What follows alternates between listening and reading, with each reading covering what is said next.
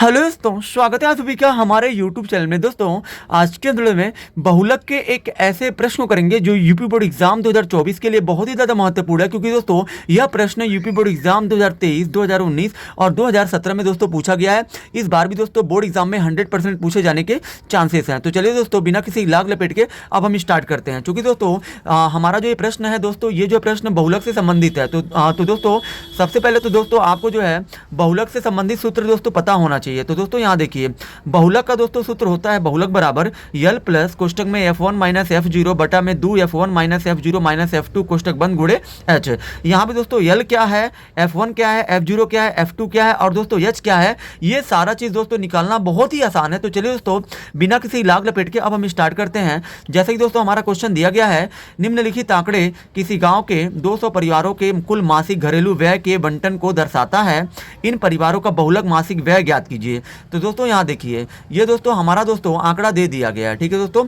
इसी दोस्तों आंकड़े का हमें दोस्तों बहुलक मासिक व्यय यानी दोस्तों हमें जो बहुलक बताना है। तो दोस्तों यहाँ देखिए, जब भी आपका दोस्तों बहुलक अगर जो आपका 2 कॉलम में दिया हो तो दोस्तों हल में दोस्तों आपको जो है कोई भी कॉलम नहीं बनाना होता है। हल में दोस्तों आपको जो है लिखना क्या होता है, यहाँ पे दोस्तों आपको जो देखना होता है अधिकतम बारंबारता किसकी है। तो दोस्तों यहाँ देखिए, जो ये आपका व्यय रुपए में दिया है, ये दोस्तों आपका वर्ग अंतराल है, क्योंकि दोस्तों वर्ग अंतराल में दोस्तों गैप होता है। जैसे कि 1000 और जो 1500 के बीच में 500 का गैप है, इसके बीच में मतलब दोस्तों इन सभी के बीच में दोस्तों 500 का गैप है, इसलिए दोस्तों ये जो आपका वर्ग अंतराल है।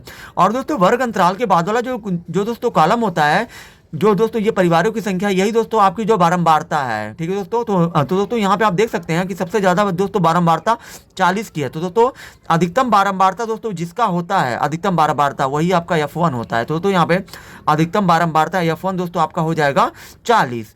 अब दोस्तों यहाँ पे दोस्तों F0 है और दोस्तों F2 है। तो दोस्तों हमेशा दोस्तों आपको जो है ध्यान देना है, F1 के पहले दोस्तों हमेशा F0 होता है और दोस्तों F1 के बाद आपका F2 होता है, यानी कि दोस्तों F0 आपका हो जाएगा 24। तो दोस्तों यहाँ पे लिख दीजिए 24 और दोस्तों F2 आपका 33 हो, तो यहाँ पे आपको F2 की जगह पे आपको 33 लिख देना है।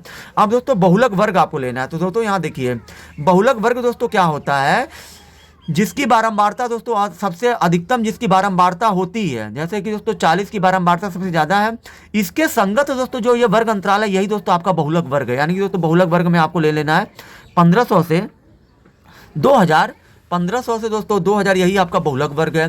उसके बाद दोस्तों इसमें आपको लेना होता है यल। यल दोस्तों क्या होता है, दोस्तों यहाँ देखिए, यल दोस्तों हम लोग उसको लेते हैं बहुलक वर्ग में, जो बहुलक वर्ग की जो दोस्तों निम्न सीमा होती है, इसको दोस्तों हम लोग निम्न सीमा कहते हैं और दोस्तों इसको हम लोग कहते हैं उच्च सीमा। तो दोस्तों बहुलक वर्ग का जो दोस्तों निम्न सीमा होता है, यानी कि दोस्तों 1500 जो है जो आपका है, यही आपका हो जाएगा यल। और दोस्तों h कैसे निकलता है, तो दोस्तों इसके लिए आपको क्या करना होता है, बहुलक वर्ग के उच्च सीमा में से, जैसे कि दोस्तों उच्च सीमा आपका 2000 है, माइनस कर देना है आपको, इसमें से घटा देना है निम्न सीमा को, यानी कि 1500 को। तो दोस्तों 1500 को जब आप घटाएंगे, जो आपको मिलेगा, यानी दोस्तों 2000 में से 1500 जाएगा 500, यही दोस्तों आपका हो जाएगा h। यहाँ दोस्तों हमें दोस्तों ज्ञात करना है बहुलक। तो दोस्तों यहाँ बहुलक बराबर आपको लिख देना है सूत्र, जो दोस्तों होता है वो हमने लिख दिया, L प्लस कोष्टक में F1 माइनस F0 बटा में 2 F1 minus F0 minus F2 गुणे h होता है।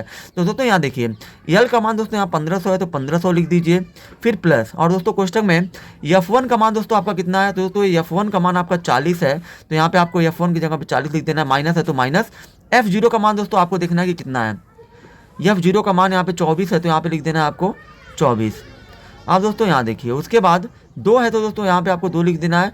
2 और दोस्तों F1 के बीच में आपको दोस्तों कुछ नहीं है, तो गुणे का चिन्ह है।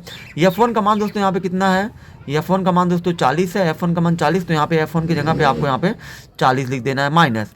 F0 का मान दोस्तों कितना है, तो दोस्तों यहाँ देखिए, F0 का मान आपका 24 है, तो 24 लिखिए, माइनस है तो फिर दोस्तों यहाँ पे माइनस है तो माइनस, फिर दोस्तों F2 का मान आपको रखना है। F2 का मान दोस्तों आपका 33 है, तो यहाँ पे आपको लिख देना 33, और दोस्तों गुणे h का मान दोस्तों यहाँ पे आपका 500 है, तो दोस्तों 500।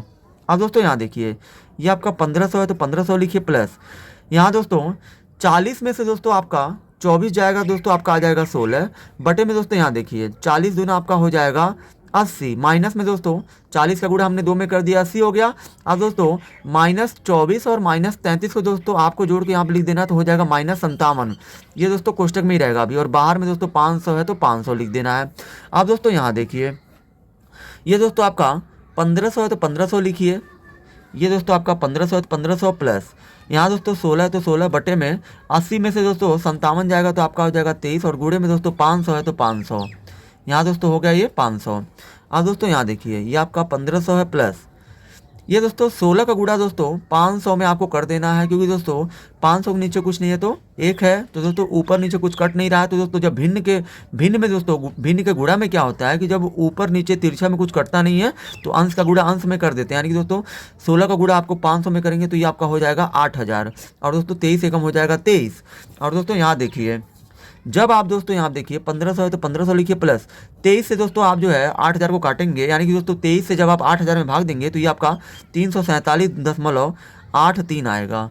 यानी कि दोस्तों 23 से जब आप 8000 में भाग देंगे तो ये आपका 347.83 आएगा। और दोस्तों जब आप इन दोनों को जोड़ेंगे यानी दोस्तों 7 जीरो हो जाएगा 7, 4 जीरो हो जाएगा 4, 5 3 हो जाएगा 8, 1 है तो 1, दशमलव है तो दशमलव, 8 3 है तो 8 3। तो दोस्तों दशमलव के पहले वाला जो ये आपका संख्या है 347, ये दोस्तों 1500 में पूरा जुड़ जाएगा तो हो जाएगा 1847। दशमलव है तो दशमलव, 8 3 है तो 8 3, और दोस्तों यही आपका हो जाएगा बहुलक मासिक व्यय। और दोस्तों यहाँ पे आपको लिख देना है रुपया, क्योंकि दोस्तों ये आपका रुपया में दिया है। तो दोस्तों यहाँ पे हो जाएगा आपका रुपया 1847.83, क्योंकि दोस्तों व्यय जो खर्च होता है वो दोस्तों रुपए में ही होता है।